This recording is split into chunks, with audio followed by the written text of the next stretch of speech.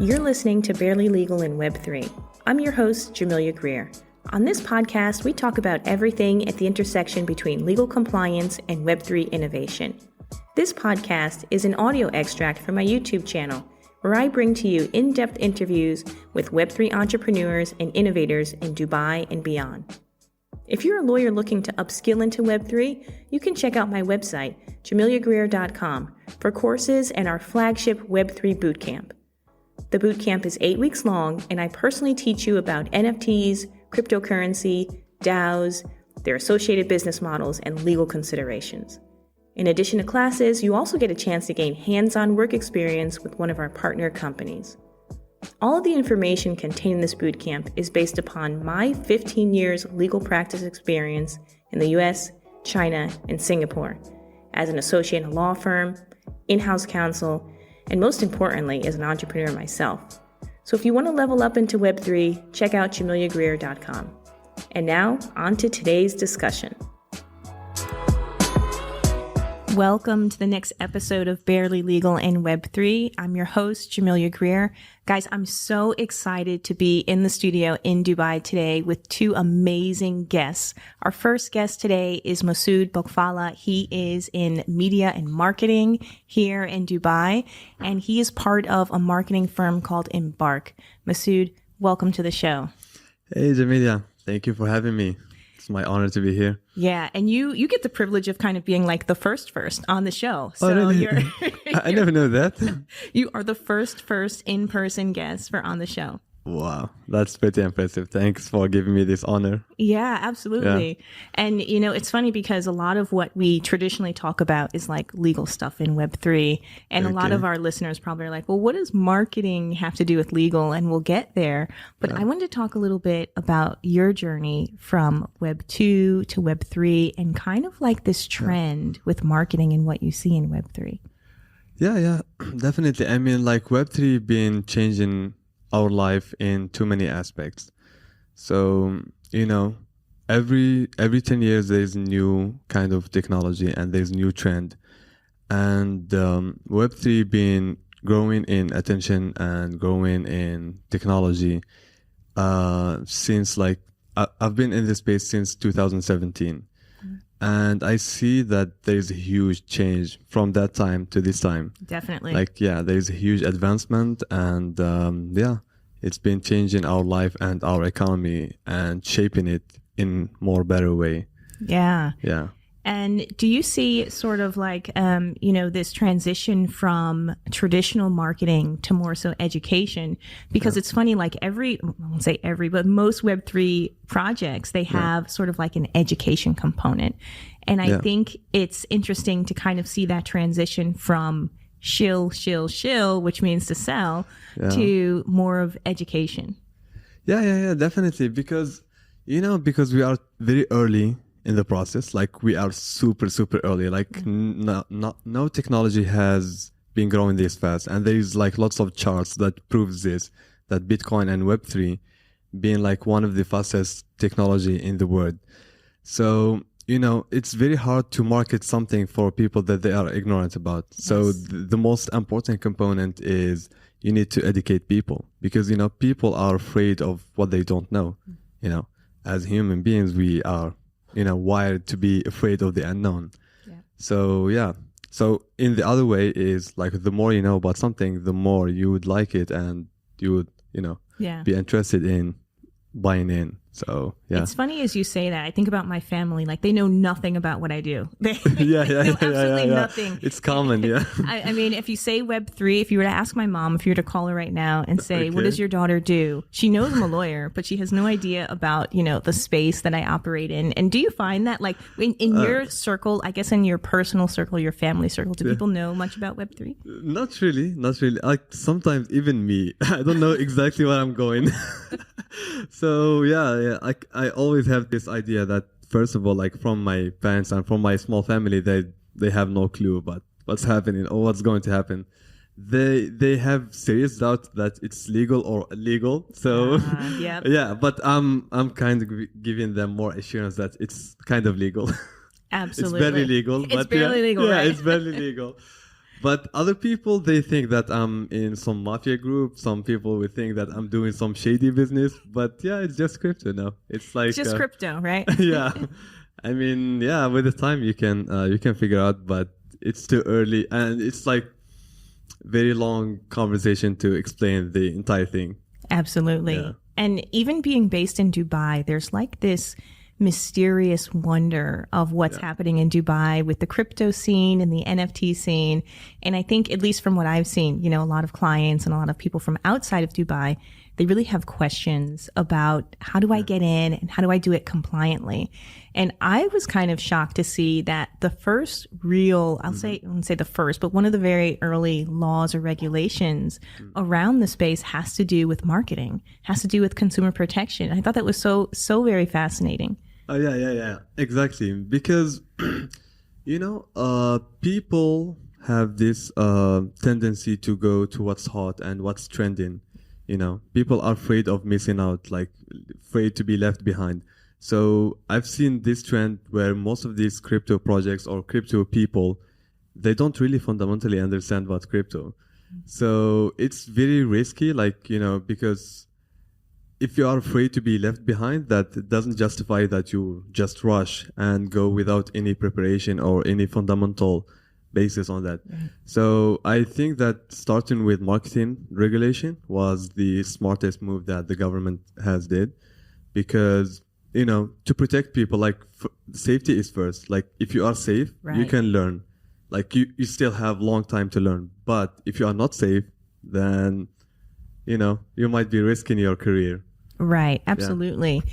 And it's so funny because crypto and NFTs, they get a bad rep because of these people who just market in any kind of way. Yeah. They market in ways that they think will just basically get them, you know, the fast revenue, the fast buy-in. Yeah, and exactly. It's very interesting to see how that works. Yeah, exactly. So the thing is, because people just want to rush the process, you know, we are in a fast age, fast food kind of, you know, mindset, where people want everything fast. You know, they don't want to go the long way and learn the fundamentals, like learn about the technical stuff and go slowly. Now, people just want to catch the fruits. And this is not healthy. Like, this is why you need regulation and we need more protection to the consumer than, you know.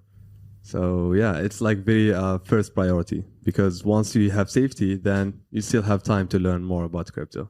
So we have our next guest that has come in, Rishabh Java. Come on in, join the conversation. Thank you. Apologies for being late. I blame Dubai's traffic. That's okay. Dubai's traffic is crazy. So yeah, he's willing to take the blame. Yeah. Amazing. So how are you guys doing? We're doing great. We're doing great. So I just want to give you a pretty good intro. We were talking a bit about Messaoud's marketing background and his work at Embark and the trends that he's seen with Web3. And then Rishabh, your background is very different. So you are like, first of all, you're the youngest person I've talked to outside of my own sons for like the past for like, I don't know, I don't want to say how many years, but for a while. So welcome to the show. You are a young entrepreneur. I'm not going to reveal your age, but you're probably proud of it. And I don't want to give away like all of the nuggets, but you basically are, you know, going through this serial entrepreneurship process through neuroscience and then a peer-to-peer learning platform and now into Web3. Can you tell us a little bit about your journey? Absolutely. I think, as of right now, I am going through a sort of serial entrepreneurship craze, but my journey really started as a maker. I think when I was super young, I was about 7 when I watched like a Hindi movie on robots, and I was like, and it was a funny movie, right? So there was this guy that built a robot, and then the robot later decided to kill him because he fell in love with the engineer's girlfriend or something. And the 7-year-old me was like, oh, I want a robot now. And that just sort of sparked the interest of making things. So I went home, had a computer, spent like a lot of time trying to just learn things online, didn't have a lot of resources back then. And I just sort of started on a journey from there of building circuits. And then later my family moved from India to the UAE. And that was like in 2013. And my school had like more resources. We had 3D printers, more circuits. And it just opened like a whole new horizon of possibilities of things that I could build. And I started building like more sort of serious projects. And like I was doing dabbling in prosthetics and then, like you were saying, neuroscience. Yep. And from there came my first startup as well. So I was building, we were building these headsets that would track your productivity through the day by capturing your brain waves. And we would sort of tally that with your Google Calendar and run like an AI model on it to see what time of the day are you going to be the most productive, and help you rearrange your calendar. So that, I need that. I need that now. Yeah. So it literally just playing around with technology that I found interesting and I felt could like help people. And build that. And then during COVID was working on like a peer-to-peer learning platform. And then now we're building Pesa.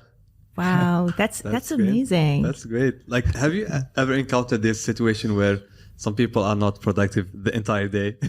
Oh yeah, I've been that person many times, really? honestly. Okay, yeah.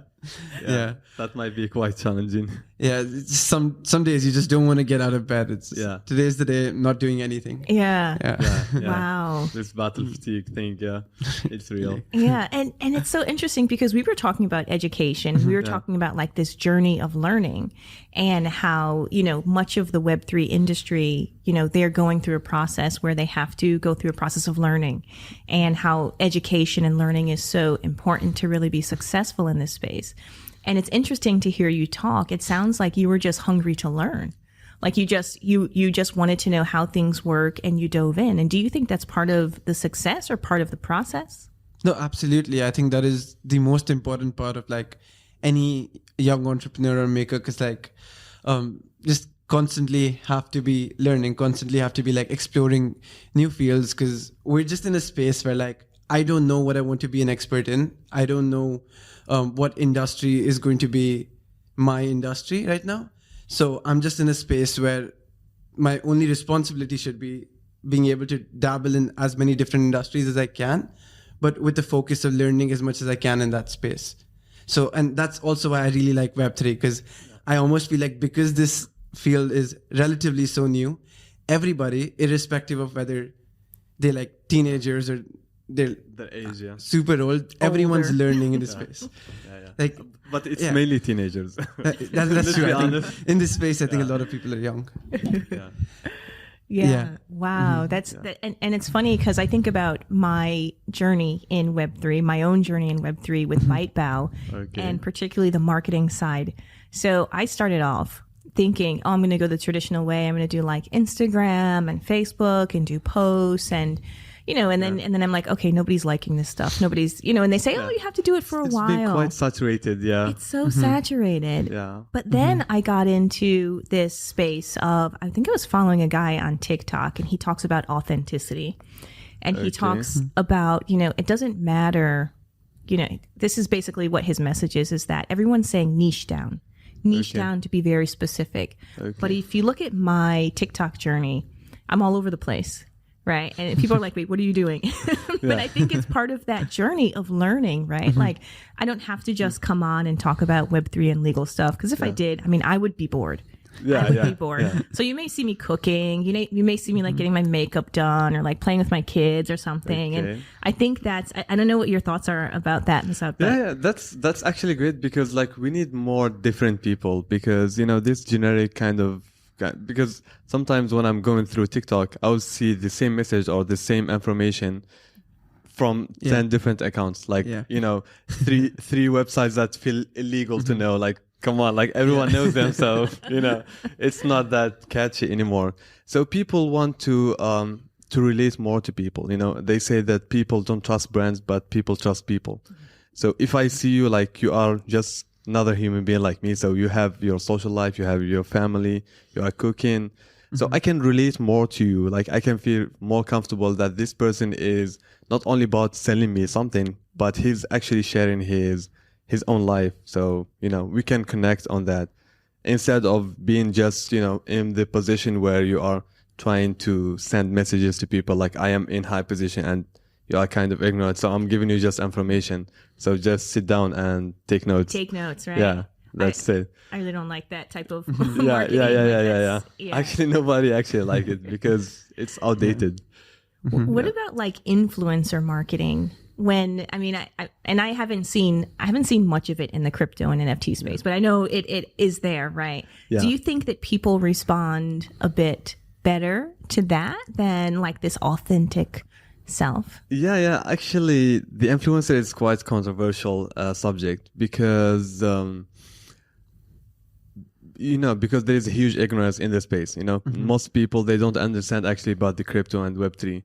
And even these influencers, they are paid to do the marketing. Most of them, they are not really fully aware about the entire thing. So they will just do the promotion for the sake of the promotion. And for this specific thing, most of these influencers have been misusing that. And some, let's say, corrupted projects been misusing the influencer impact on their follower. Right. So we have seen lots of scandals where, influencer is not really familiar with the project, and the project has ill intention. So they will take chunk of that, deposit of the users, and they will promote it to have more deposits and then just rug the entire thing. I think we had like a whole wave of like shit coins and then pump and dump schemes. And I think a lot of that was driven by TikTok and influencers where they're like, you guys are not going to believe this new coin and like 1000x return. And exactly. A lot of that coming up. And then I think it's nice that now that the markets have become more calm, that has sort of toned down as well. I think that was required very much in our space. Yeah. And there's such this glorification. One thing that I really don't like about it is there's such this glorification of the lifestyle. Like this crypto, like, oh, I made like, 5 million and a lot of the influencers, my morning routine thing. Get ready with me. I mean, like, you don't want to get ready with me because you won't like what you see. But like if, like people post that and, particularly in Dubai, right? It's like, people on the yachts, the women in the swimsuits. And is that even real? Like, it's not real. Let's face it. It's not real and it's not sustainable. Like you cannot live your life like you are living in the holidays. Literally. And most of those people, like the really rich people, they don't need to show off, because they actually live it, so they don't have something to prove. But this kind of hungry new rich kind of thing, they are really trying to convince you that they are rich so they can have more deals and they have more higher reputation and because like this was something that I was discussing with my CMO as well, that when we were trying to come up with our TikTok strategy, I was like, I don't know what kind of content's going to work. Because like when we look at pages, the only content that's like really getting a lot of views from Dubai is like guys driving out like rented Lamborghinis or like people on yachts or something, right? So I'm like, I don't want to do that to make content, but like that seems to be the only thing that people are watching and sharing. It's actually working, Yeah. So, like there has to be a balance. Like you don't know, you don't want to be like fully stoic person, like just boring person in the office and trying not to show anything, because people on the social media, they have different psychology. Like once you are in the office, it's not the same you when you are in your couch and you want something to entertain you. People, they don't go to social media to be educated. They just want to be entertained. So it has to be having this fun aspect, and like it has to be interesting. Like I'm taking notes on that. People don't want to be educated. Definitely. That's a really good point. Yeah. But at the same time, like just to sort of push back on that, I do feel that there are people that like to see content that's like giving them some sort of value, right? Because like. Yeah, I do agree. Like a lot of social media is like vanity, and like that's become something that's super big, both from people that are sharing and people that are like liking or viewing. It's like there's a lot of vanity on social media, but at the same time, I do feel that like I personally would like my feed. I feel my algorithm has learned that I only interact with content that's like interesting from like a designer's perspective, like or like helpful. Yeah. So I guess there is like there's a niche for all of that. Is what I say. Sure. There has to be a balance. Like. It's good to have reasonable fun. Like your entertainment has to be fruitful, but at the same time, it has to be fun. Like there is good information, but in funny way. True. So that's the perfect combination. Yeah. As you say that, I'm thinking there's one particular lawyer on TikTok that's based in Dubai, and maybe you guys know. I'm not going to say her name, but her account is doing really well. but Really? her content is so like stoic, and it's like, this is what you need to know about UAE law. And I'm like, I could never do that. I could never show up and just tell you, like, I'm going to show up, I'm going to make a joke. You know, you're going to see like someone walking in the background that's, you know, hair is all crazy. Like that's me. And it's funny. I think it also depends on the influencer, because everyone, or the content creator, because everyone has different personalities. And I'm reminded, like, my most viral video on TikTok has nothing to do with Web3 or law.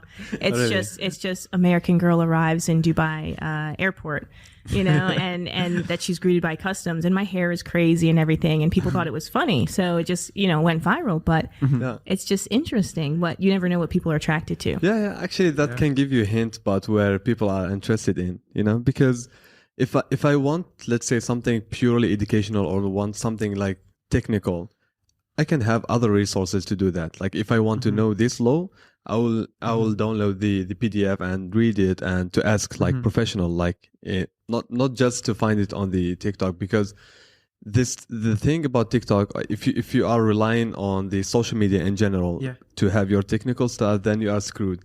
Because they only give you the shiny part, like this, you know, the attractive part. Source quality TikTok. Yeah. But, you know, the boring details and the stuff that you need really to go through, you need to do the journey on your own. So, yeah, that's why you cannot rely on social media for the entire educational thing. Yeah. But something that's like alarming, that I think, again, source quality is social media. So like, don't I'm not sure how true this is, but like, I saw something about how TikTok was becoming a more popular search engine than YouTube and possibly even Google, which to me was very fascinating, that now people are like looking up things on TikTok instead of going to YouTube. So I wonder what that shift is going to look like, where you're just like, no, it scared the crap out of me the other day. I Googled myself, right? I Googled myself. We all have this one. We've done this, And one of my TikToks popped up first on Google results. So it's actually, even when you use Google,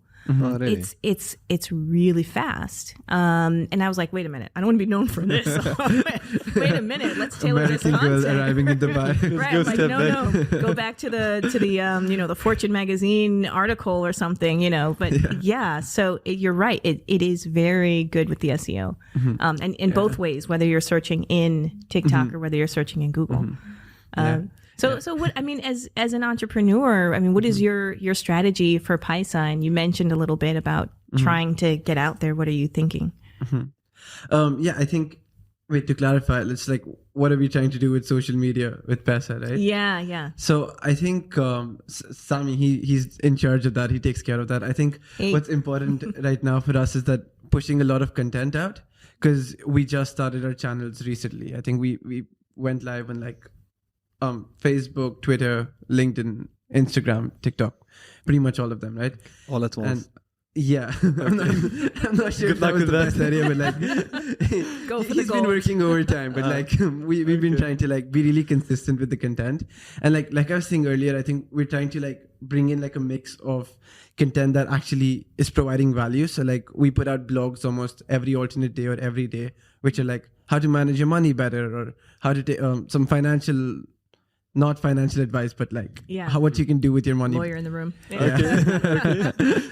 So just trying to have like a mix of like actual value providing content where we're teaching them something, along with just something funny, something that's like jokes that's more relatable as well.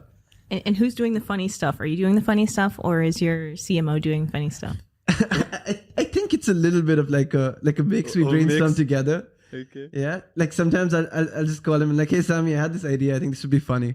And then I'm trying to make like reels myself as well. So those have been very much just like jumping on trends and then making something funny. So apparently they work pretty well, I guess, so far. Yeah, definitely. Yeah, you don't want to be building the trend from scratch. You want just to take advantage of it. Yeah, it's just this popular audios. I'm like, I can put like a programmer spin on this or something, and then post something like that. That's smart. Tell us a bit about Paisa. I mean, tell us about how it connects to Web3, and just tell us what it is. Yeah, for sure. So I think at its core, Paisa is a financial well-being application. it's about giving people control over their finances. I think most employers here have like 30-day pay cycles, right? So you work 30 days and then you get paid at the end of the month.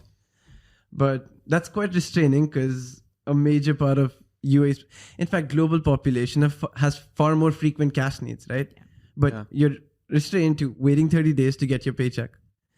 We essentially wanted to change that. And with Pesa, we're trying to make any day payday. That's sort of our slogan. So irrespective of how many days in the month you worked, you can withdraw your salary for those many number of days through our app instantly. And then say your salary is 30,000 or 3,000 and you work 10 days, you can get your pay for the first 10 days through our app instantly. And at the end of the month, you get the rest from the employer and we get whatever we've given out back from the employer as well. That's awesome. Okay. So you can't get like after the first 10 days, you can't get like the full month's pay. No. Okay. Because somebody might just quit. Like, I mean, I know some people that would be like, No, I think like another very important aspect was like to not create more channels for debt. Because like once you start giving out money that people have not worked for, that's when like they start going into debt. So like that was something that, if we're saying we're doing financial well-being, we actually want to ensure we're providing financial well-being.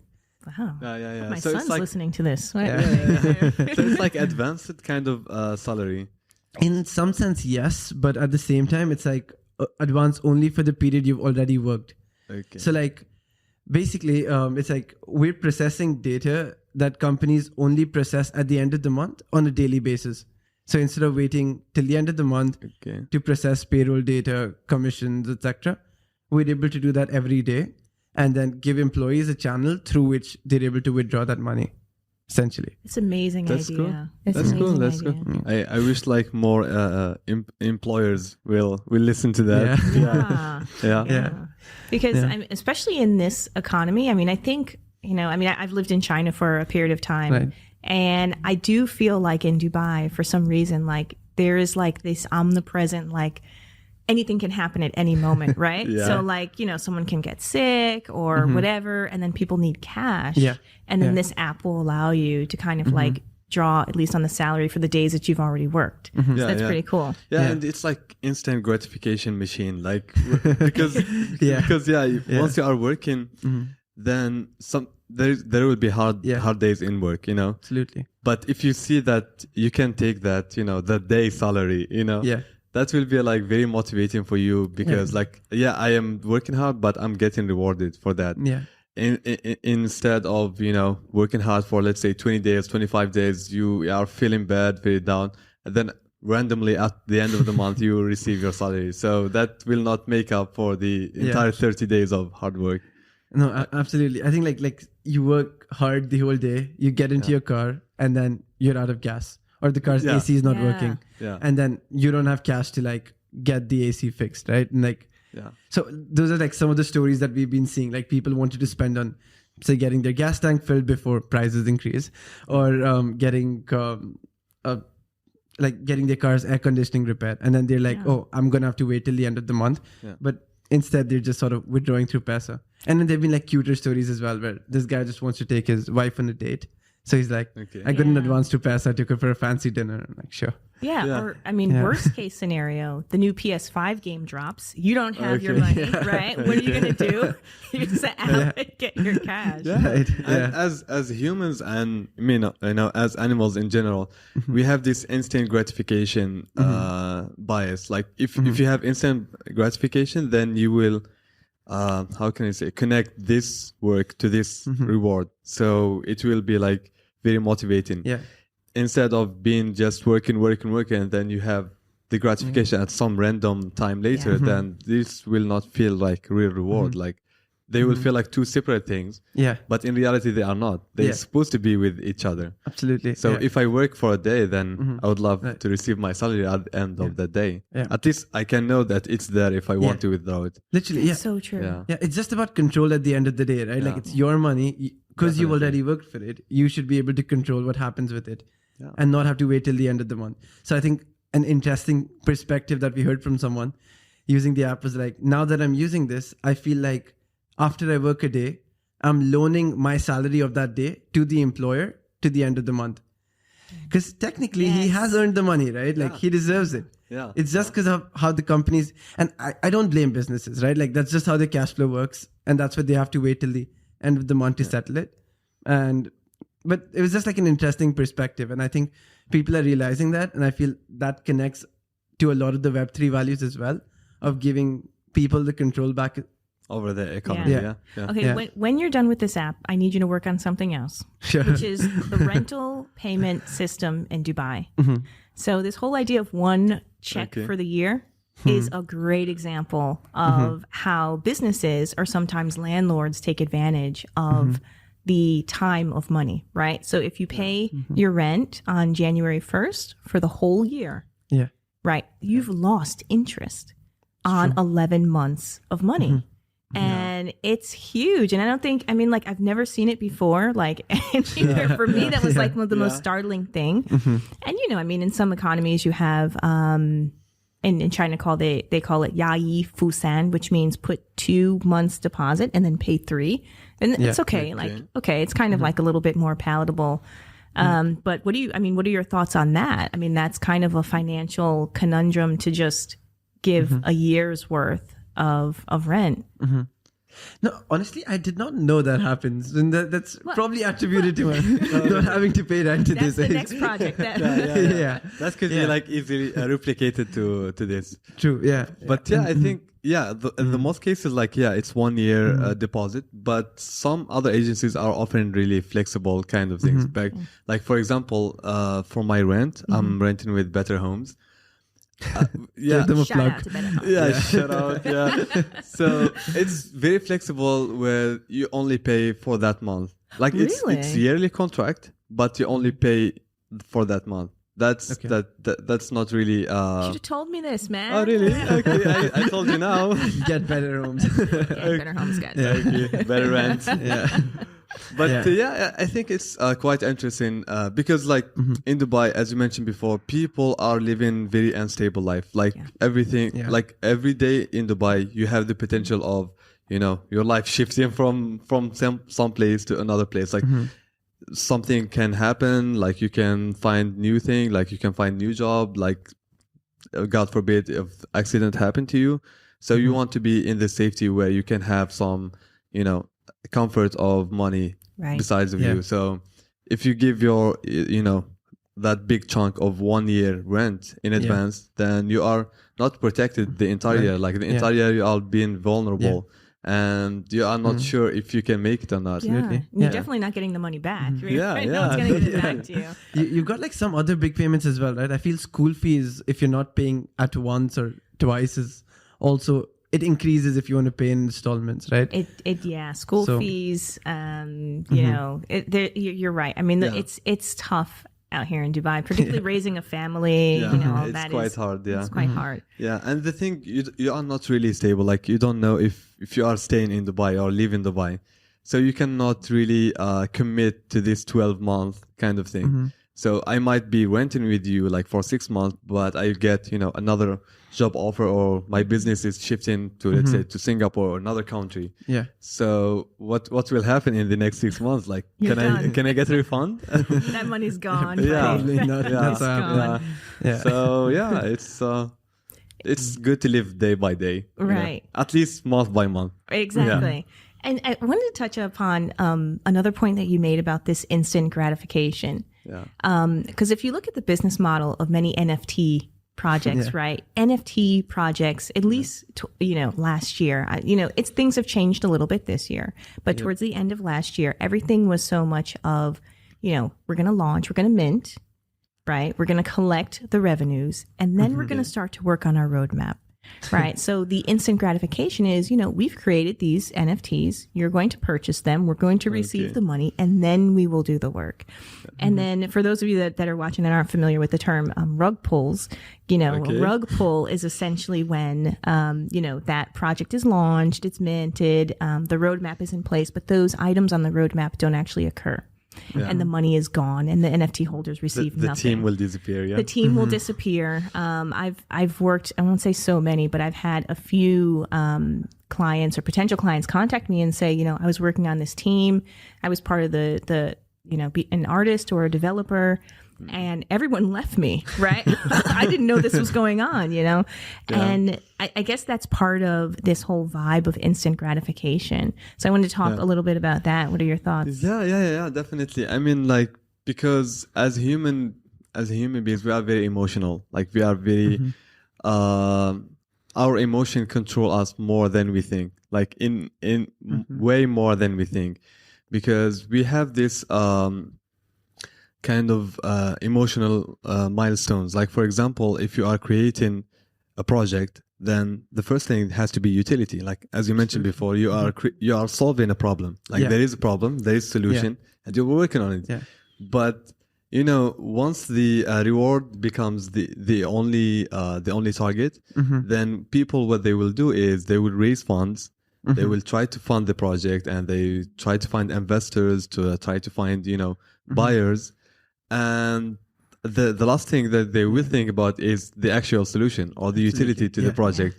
And this is like, I can't understand how people still believe in this thing, because it's quite saturated and it's quite repetitive. Like, you know, lots of people get you this NFT project. We are going to launch a play to earn game, and this NFT, you will buy it and you will just, you know, earn with it in the metaverse, and you will have tokens like this all in one. Like, 3 Everything in one. will be there. I have very strong opinions on play to earn. Yeah. I mean, like, you know, it's like, you know, if you buy any product, if it say 3 in 1, then probably it's not effective in any of these three. So if you want to play, like, have NFT project mixed with metaverse with play to earn and a token, like, this is obviously just huge. a cheesy kind of way to raise more funds. And once, like, there is thousands of projects like this, and chances of one of them winning is very low, because it's highly competitive and the demand is not there yet. Like, you know, there has to be some sort of revenue. And they really, people have been changing priorities. Like, people, they don't understand the big things.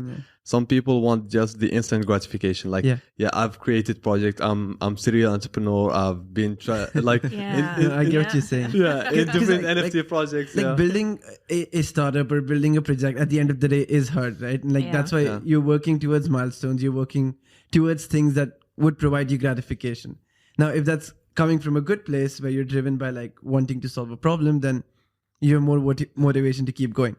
But if that's driven by like just the sole purpose of making money, and you accomplish that goal at the very beginning by like raising a large amount of money, why would you keep putting in the effort? Or like, why would you still keep working hard? You're just not going to. You got the reward, right? You got the reward. Like, you got your cheese, you're just going to leave. It's so true. And you see it time and time again. And I know, like, so when I first started with ByteBow and I was servicing the Web3 clients, I preferred, and I kind of might have turned away some that didn't really have like a mission.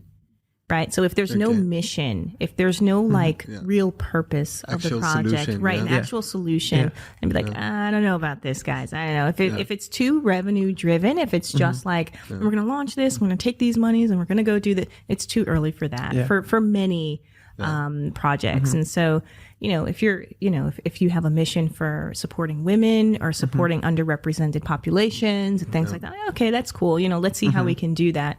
But if there's no utility besides, you know, just collecting the money, the reward is there up front. Why would you continue?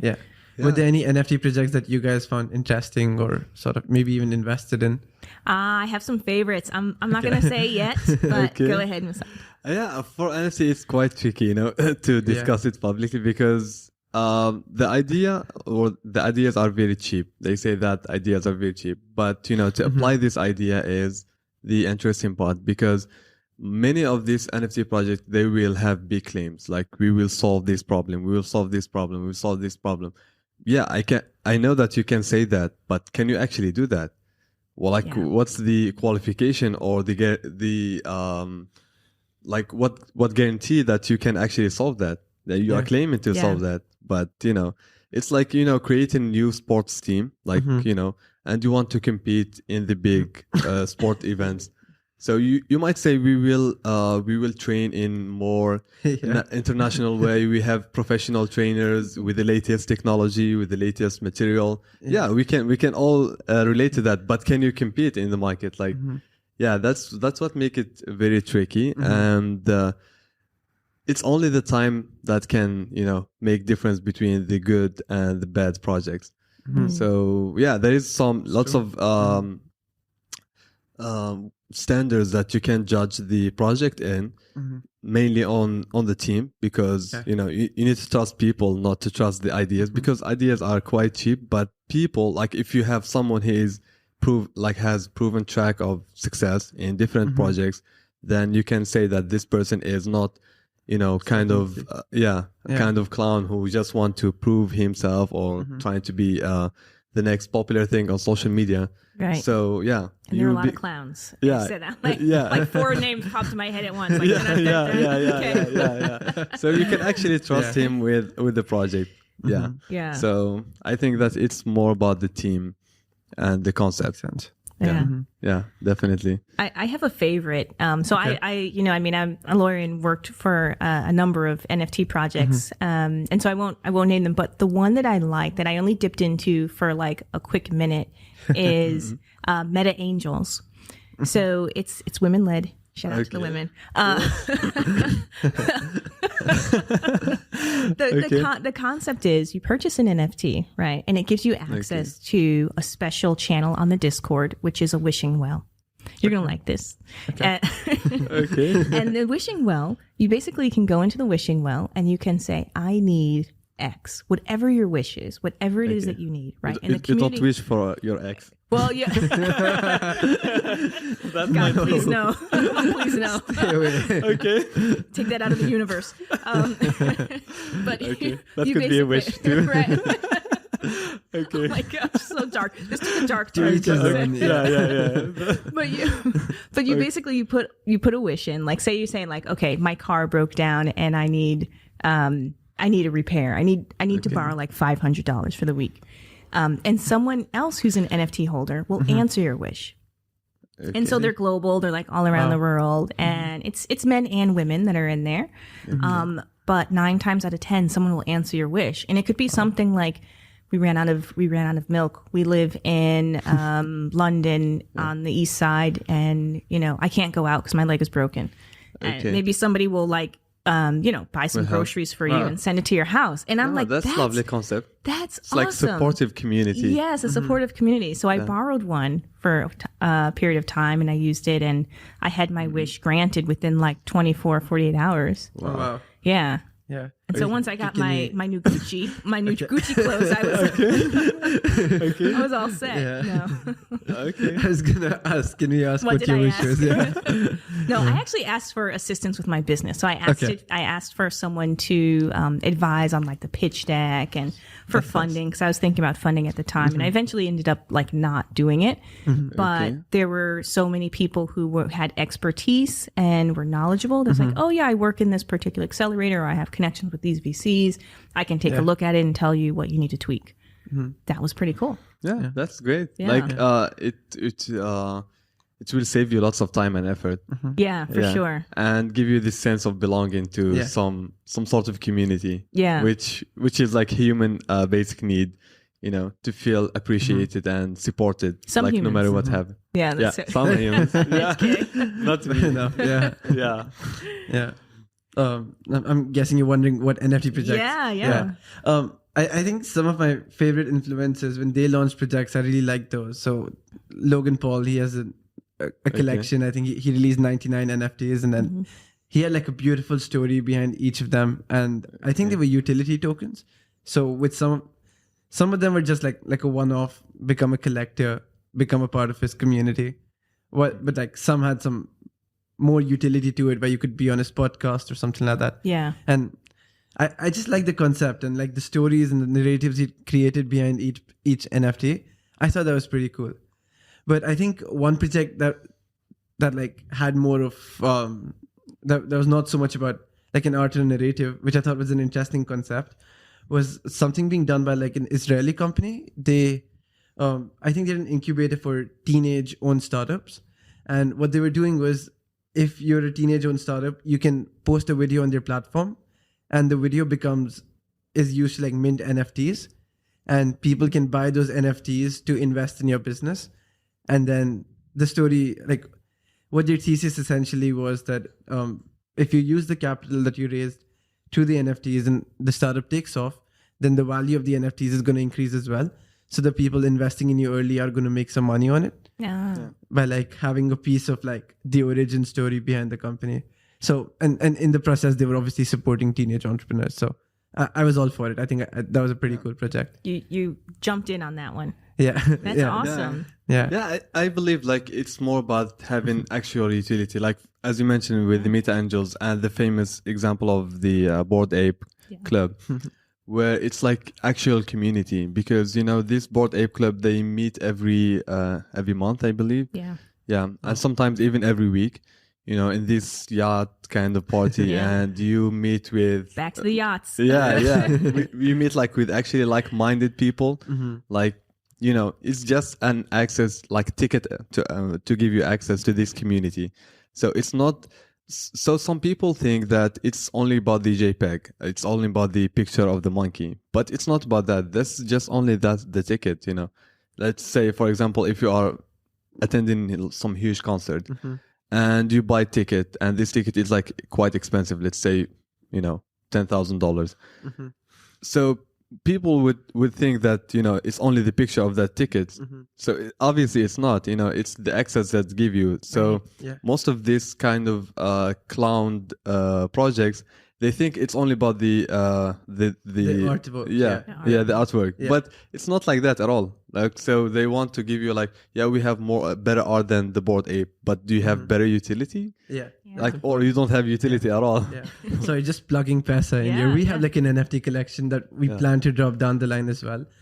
We have like a Pesa mascot, which is a dinosaur. Essentially, I can show you what he looks like. Yeah, I'd love to see it. That's cool. And how did you guys come up with the dinosaur for it? What was the thought behind that? It's quite unsaturated idea. Okay. No, actually, until yesterday, we didn't have a story behind Dino. We sort of were just like, it looks cute. Like, this is what it looks like. Oh, he's cute. Yeah, he's cute. So this is what the Dino looked like. And we plan to like make sort of NFT art collection and 100% driven by utility. So if you own a Dino NFT, you don't have to pay transaction fees. You get unemployment insurance or like other sort of benefits through the app. Okay, so that's cool. Using like the NFT as like a subscription model, so to say. So and like why did we pick Dino? We actually don't think we had like a very solid answer until very recently. But Dino is actually a chatbot within the app. So when you sign into the app and you have any sort of financial questions, you can speak to Dino, because like most adults don't like to be advised on their money, right? You're like, I'm a grown adult, like got my ego. You're not going to tell me what to do with my money. So I was just like, let's make it more playful. A human's not telling you what to do with your money. Like an AI chatbot. Like an AI chatbot that like knows what you should be doing with your money is telling you instead. And weirdly, people were more open to that idea. So like 4 of the key things that Dino does is it helps with debt recovery. So if you have like huge amounts of credit card debt, helps you plan your monthly sort of budget, so you're paying that back. It helps with invoice management, so like whatever bills you're receiving, helping you manage your budget better.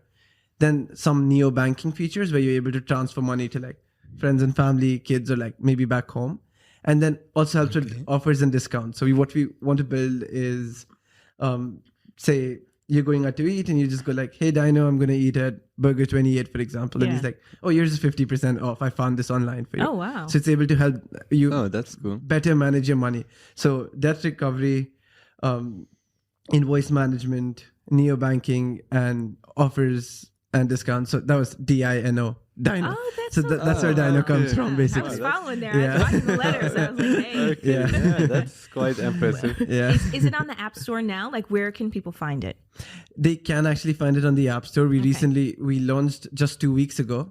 But the way our model works is for employees to be able to use it, their employer has to sign on. Okay. Because it becomes more complex to just run it where we onboard employees.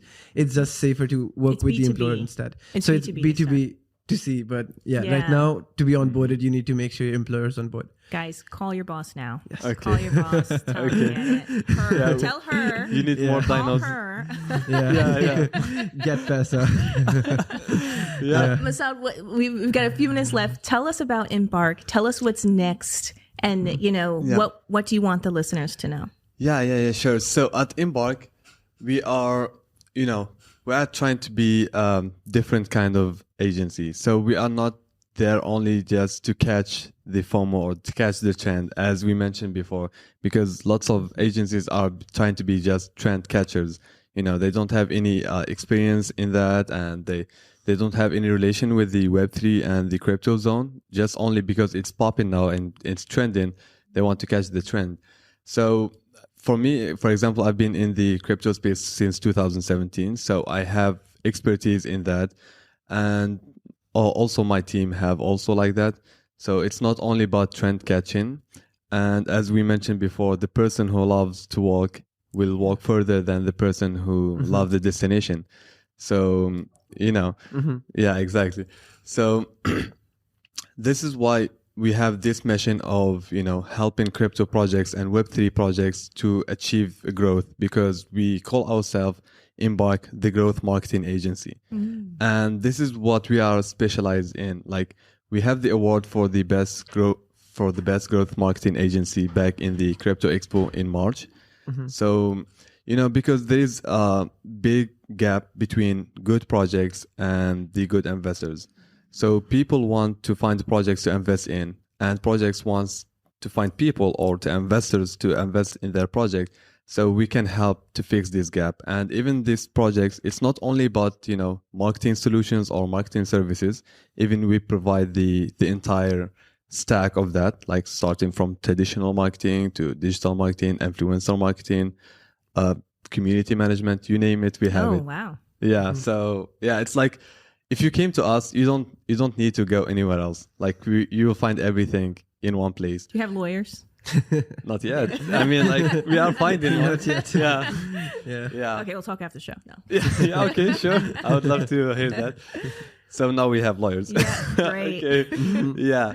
So it's not only about the marketing aspect of it, but it's more about the consultation and giving guidance, because lots of these projects, they have good idea, but they don't know how to apply it. Like, because they are new in this space, they don't know where other projects has failed. So we can help them to avoid the mistakes that other projects are doing. So we can advise them on that. So we can help them to correct their business model, to reshape their brand. And so it's like entire partnership. So we see ourselves, or we position ourselves as partners to our clients, not only just, you want something, I will sell you something. So it's not about selling anything, Right. but it's like full partnership on the full fledged. So That's amazing. Yeah, that's what we're trying to do. Yeah, we're still very early. We still have lots of huge room for growth. But yeah, like, we are a growth agency, so let's do it. You guys are going to grow too. That's Yeah, amazing. Both of you, definitely. Rishabh and Messaoud, thank you so much. Thank you for joining. a pleasure. And, I look forward to seeing more about Paisa. Yes. And Sure. I look forward to seeing the growth. And I Dino. look and Dino. And I know, Yeah. And I look forward to see more about Embark and what you guys will be working on in the coming days. So thank you both so Definitely. much Thank for you, joining Jamila. Fairly Legal and Pleasure. Web3. Thank you. Yeah, it was a great pleasure. Thank you for Thanks. having us. It's great having this conversation. Thank you. Absolute Yeah, pleasure. yeah. Looking forward for more.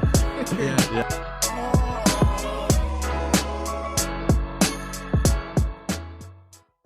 Hey guys, thank you so much for tuning in and listening to today's episode.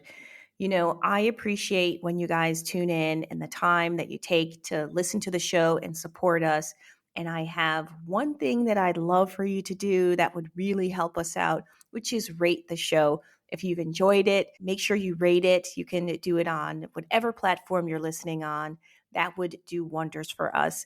And if you really want to be a super fan and really support the show, there's a link below that you can support us and donate a small monthly contribution, which allows us to continue to create great content for you. Thanks so much again. Appreciate you and see you next time.